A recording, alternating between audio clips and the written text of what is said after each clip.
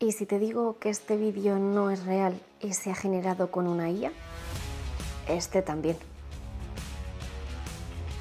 Y este.